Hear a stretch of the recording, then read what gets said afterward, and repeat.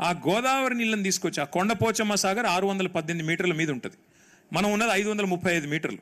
కాబట్టి అక్కడి నుంచి అంటే నెత్తి మీద కుండ పెట్టినట్టే ఆ కుండ నొలకపోస్తే డైరెక్ట్గా గ్రావిటీ ద్వారానే నీళ్లు మీ హిమాయత్ సాగర్లోకి, మీ ఉస్మాన్ సాగర్లోకి రావాలి. అందుకే ప్రణాళిక రూపొందించి మే 2023లో 1100 కోట్ల రూపాయలతో ఈ పని చేయవచ్చు అని చెప్పి క్యాబినెట్లో ఆమోదం తెలిపాం. సవితా ఇంద్రారెడ్డి గారు, నేను, మేమందరం ఆ క్యాబినెట్లో ఉన్నాం. ఇది ఫస్ట్ పని చేశాం. రెండోది ఏం చేశాం, ఇందాక నేను చెప్పినట్టు హైదరాబాద్లో మన ప్రభుత్వం వచ్చే నాటికి కేవలం 660 మిలియన్ లీటర్లు మాత్రమే రోజు సివరేజ్ ట్రీట్మెంట్ ప్లాంట్ల ద్వారా శుద్ధీకరించేది, సివరేజ్ ట్రీట్మెంట్ ప్లాంట్ల ద్వారా ట్రీట్ చేసేది. కానీ హైదరాబాద్లో రోజుకు 2000 MLDల నీళ్లు, మురికి నీళ్ళు ఉత్పత్తి అవుతూ ఉన్నాయి. అంటే మూసీలోకి వచ్చే ప్రతి చుక్కను మంచిగా చేయాలంటే ఇంకొక 1300 MLDల కెపాసిటీతోని సివరేజ్ ట్రీట్మెంట్ ప్లాంట్లు పెట్టాలి. అందుకే 3866 కోట్ల రూపాయలతోని 31 STPలు, 32 అది నిజానికి 32 STPల నిర్మాణానికి శ్రీకారం చుట్టింది కేసీఆర్ గారి ప్రభుత్వం. ఇవాళ అవన్నీ కూడా దాదాపు పూర్తవుతా ఉన్నాయి. వాటిని రేవంత్ రెడ్డి గారు రేపో ఎల్లుండో రిబ్బన్లు కట్ చేయాల్సి ఉంటుంది, అంత ఆయన చేయాల్సిన పని లేదు.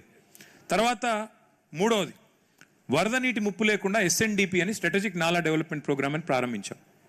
దాదాపు 1000 కోట్ల రూపాయలతో 60 పనులు పూర్తి చేశాం. నాలుగో పని ఏం చేసినాము, 15 బ్రిడ్జిలు. ఇందాక నేను చెప్పినట్టు నీళ్లు ఆగకూడదు, ఆగాలి, ఆగకుండా కిందికి పోతున్నాయి కాబట్టి చెక్ డ్యామ్ కమ్ బ్రిడ్జ్ మనం మూసీ మీద అడ్డంగా ఎట్లయితే పురాణా పూలు, నయా పూలు, టిప్పు ఖాన్ బ్రిడ్జ్ ఉందో అట్లా మరొక 15 బ్రిడ్జిలు మూసీ మీద మనం మంజూరు చేయడం జరిగింది 545 కోట్ల రూపాయలతో. అది కూడా చేసినాం. అంటే ఇవన్నీ కలిపితే కూడా మీరు లెక్క కొడితే 5000, మిగతా అంత కలిపితే 6000 చిల్లర కోట్లు దీనికి. ఇది కాకుండా ఒక ఎక్స్ప్రెస్ వేకి 10,000 కోట్లు, 8,900 కోట్లు.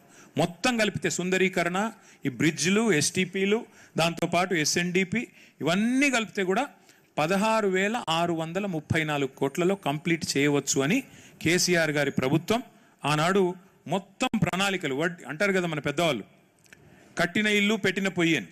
ఒకట్లా కట్టిన ఇల్లు పెట్టిన పొయ్యి తరికల వీళ్ళకి అప్పచెప్పి మేము దిగిపోయినాం. నీళ్లు తెచ్చినాం, గోదావరి నీళ్ళు ఇక్కడ దాకా, ఏది నెత్తి మీద కుండ పెట్టినట్టు కొండపోచమ్మ సాగర్ దగ్గర నీళ్లు తెచ్చినాం, మొత్తం డబుల్ బెడ్రూమ్ ఇల్లు కట్టించినాం, STPలు కట్టినాం. ఇప్పుడు రేవంత్ రెడ్డి చేసుడల్లా రిబ్బన్లు కటింగ్ చేయాలి తప్ప ఆయన చేసేదేం లేదు, ఇల్లు కొట్టే అవసరం లేదు. కానీ